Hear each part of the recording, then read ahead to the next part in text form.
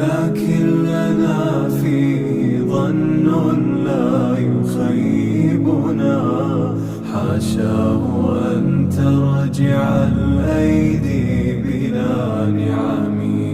كم جاد من فضله قبل السؤال، وكم أعطى وأغنى بمحض الجود والكرم. الله يعلم